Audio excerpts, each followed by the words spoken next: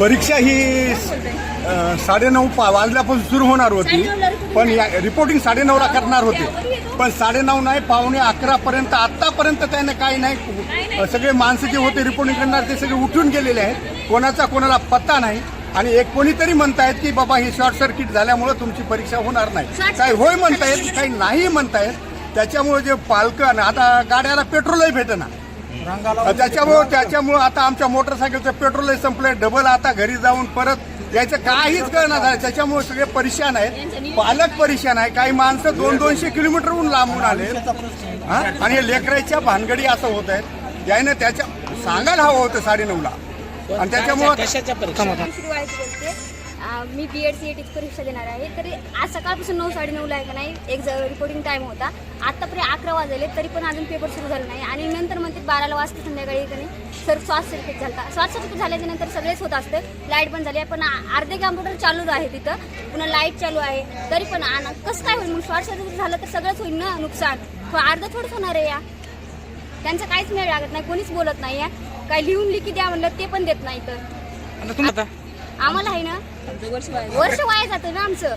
Admission भेटावं कुठं तर अजून BSCचे पेपर आहेत आमचे, पुन्हा अजून त्याच्यामुळे आम्ही हे करून आलोत. आमचं प्रॅक्टिकल दिलं नाही, आम्ही ते बुडून आलोत. आम्ही तिकडं नुकसान इकडं नुकसान, सगळीकडे नुकसान झाले ना आमचं. प्रत्येक विद्यार्थी झाले 200-300 किलोमीटर लेकर आले तर प्रवास करीत. सकाळ 4 वाजल्यापासून प्रवास आहे त्यांचा.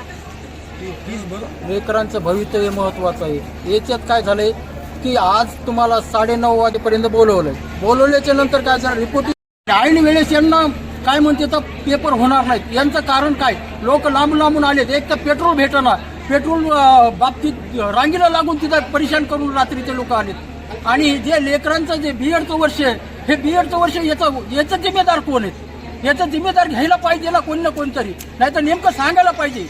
आतापर्यंत यांनी काहीच कळवलं नाही आणि ऐन टायमाला म्हणतात पेपर होत नाहीयेत. यांचा जिम्मेदार कोण आहे?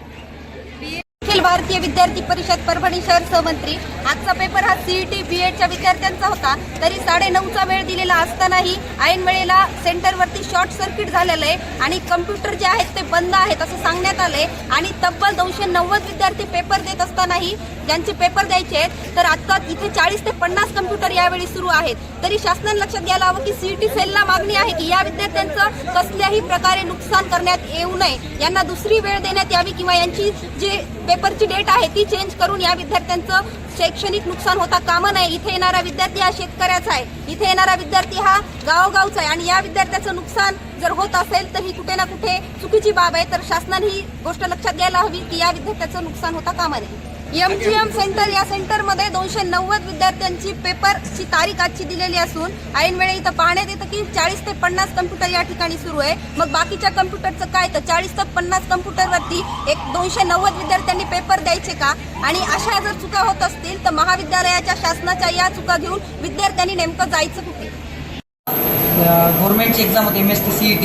तर त्या CETच्या एक्झाममध्ये 350 कम्प्युटरचे आपल्याकडं अरेंजमेंट आहे. तर 350 कम्प्युटरच्या अरेंजमेंटपैकी आपल्याकडं 180 कम्प्युटर जे शॉर्ट सर्किटमुळे जळल्या गेले. त्याच्यामुळं ही जी परीक्षा आहे ती आपण रद्द करत आहोत. तसं आम्ही वरिष्ठ CET सेलला आणि आमच्या सिनियर टीमला आम्ही इन्फॉर्म केलं आहे. जर त्यांचं जे काही येईल आणि आमच्या लेटर पॅडवरती आम्ही तुम्हाला देतोय की आमच्याकडे शॉर्ट सर्किट झाले. CET सेलला कळलं पाहिजे. CET सेल जे निर्णय घेतील आता जे कॅन्डिडेटचे रिशेड्यूल करतील किंवा जे काही करतील ते त्यांना मेल येऊन जातील.